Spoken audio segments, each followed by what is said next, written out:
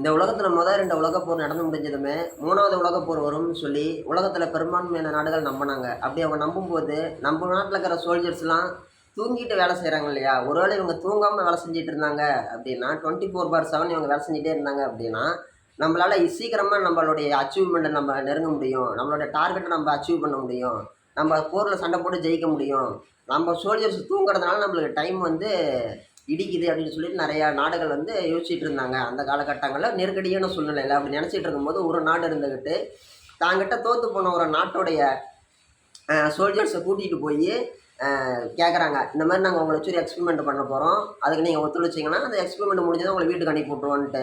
அதுக்கு அந்த 5 கைதிகளும் ஒத்துக்கிறாங்க. அந்த 5 கைதிகளும் என்ன பண்ணுறாங்கன்னு சொல்லி கேட்டோம்னா, தூங்காமல் இருக்கிறதுக்கு ஒரு கேஸ் ஒன்று கண்டுபிடிக்கிறாங்க ஒரு நாட்டில். அந்த கேஸை சுவாசித்தோம்னா நம்மளுக்கு தூக்கம் அப்படிங்கிறது வராது. ஓகேங்களா? அந்த கேஸை ஒரு ரூமில் வச்சு அந்த ரூமில் அந்த 5 கைதிகளை விட்டு ஒரு மிரர் வைக்கிறாங்க. ஒரு மிரர் வந்து பார்த்திங்கன்னா அவங்களுக்கு அங்கே என்ன பண்ணுறாங்களோ நம்ம இந்த சைடில் பார்த்துக்கலாம். நாம் பார்க்குறோன்னா அவங்களுக்கு தெரியாது. ஓகேங்களா?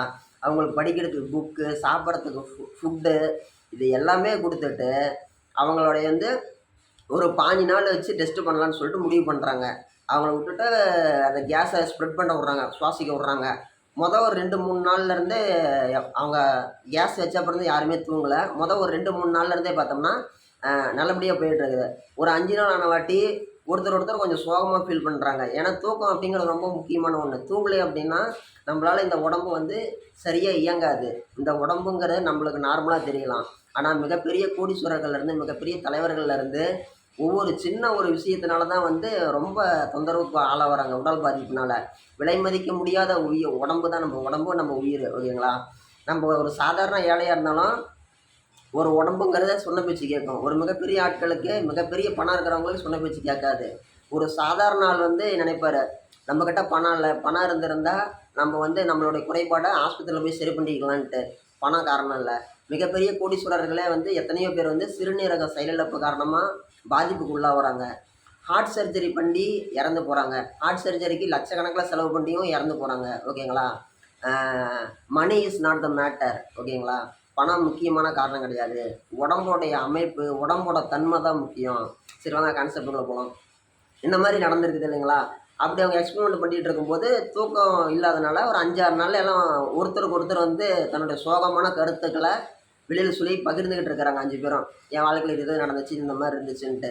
அதுக்கப்புறமேட்டு வந்து பார்த்தோம்னா நாட்கள் போக போக கொஞ்சம் ஒரு மாதிரி பிஹேவ் பண்ண ஆரம்பிக்கிறாங்க. ஒரு பித்து பிடிச்ச மாதிரி.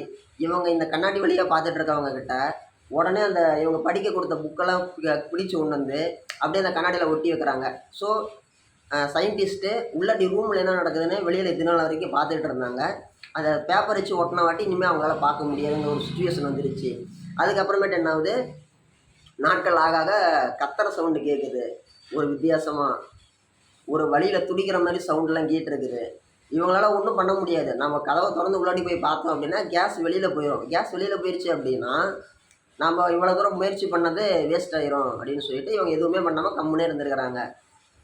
ஒரு 15 நாள் வாட்டி சோல்ஜர்ஸு இராணுவம் துப்பாக்கியோடு இருக்கிற மாதிரி ஒரு 10, 15 பேர் உள்ளாடி அனுப்பி விட்ருக்குறாங்க.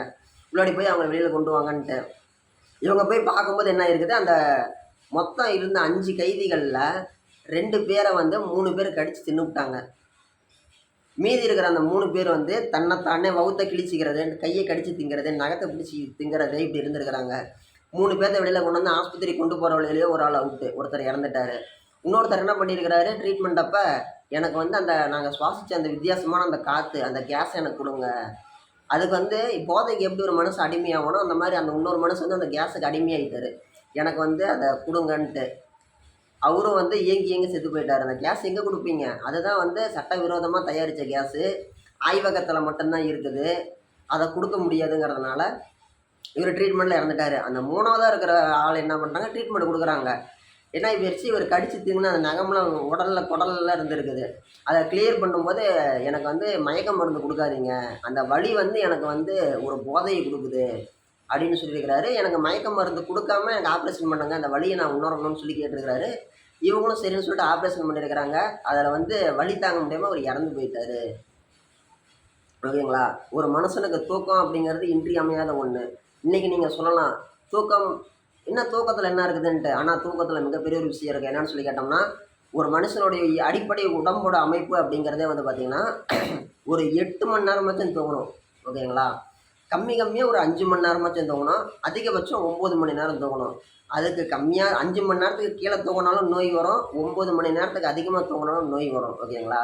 இந்த உடம்புங்கிறது விலை மதிக்க முடியாத ஒன்று. உள்ளே இருக்கக்கூடிய ஆர்கன்ஸ்லாம் வந்து விலையே விலையே கிடையாது இதுக்கெல்லாம். ஓகேங்களா? நாம் இந்த மாதிரி வந்து கிட்னிக்கு இவ்வளோ விலை இருக்குது, ஹார்ட் சர்ஜரிக்கு இவ்வளோ விலை இருக்குதுங்கிறது மனுஷனே முடிவு பண்ணி வச்சுக்கிட்ட நிர்ணயம் பண்ண விலை. இந்த ஹாஸ்பிட்டலில் ஒரு ரேட் இருக்கும், இந்த ஹாஸ்பிட்டலில் ஒரு ரேட் இருக்கும், வெளிநாடுகளில் இருக்கிற ஹாஸ்பிட்டலில் ஒரு ரேட் இருக்கும் ட்ரீட்மெண்ட்டுக்கு. ஓகேங்களா? Money is not the matter. ஓகேங்களா? பணம் வந்து முக்கியமான விஷயம் கிடையாது. இந்த உடம்பு தான் முக்கியமான விஷயம். நம்ம இளமையில் எவ்வளோக்கு எவ்வளோ இதை பாதுகாப்பாக பார்த்துக்கிறோமோ அது முதுமையில் வந்து நம்மளை வந்து வலி இல்லாமல் பார்த்துக்கும். நிறைய பேருக்கு வயசானவாட்டி மூட்டு வலியெல்லாம் வருது அப்படின்னுவாங்க இல்லையா? இது எல்லாத்துக்குமே வந்து காரணம் வயசாகிறது மட்டும் இல்லை, நம்ம இளமையில் எடுத்துக்கக்கூடிய தூக்கமின்மை, இப்படி எவ்வளவோ காரணங்கள்லாம் இருக்குது. நீங்கள் பொதுவாக நைட் ஷிஃப்ட் வேலைக்கு போகிறவங்களாம் போய் பாருங்கள், பகல் ஷிஃப்ட் வேலைக்கு போகிறவங்கள பாருங்கள். ஒட்டுக்கா ஒரு ஒரு 6 மாதமாக நைட் ஷிஃப்ட்டே போகிறவங்க, 6 மாதமே பகல் ஷிஃப்ட்டு தான் எல்லாருமே போகிறோம். 2 பேரையும் அவங்க ஆக்டிவிட்டிலாம் பாருங்கள் எப்படி இருக்குன்னு உங்களுக்கே தெரியும். தூக்கம் இன்றியமையாத ஒன்று. எல்லாருமே நேரத்துக்கு படுத்து தூங்குங்க, உடம்பு பார்த்துக்கோங்க.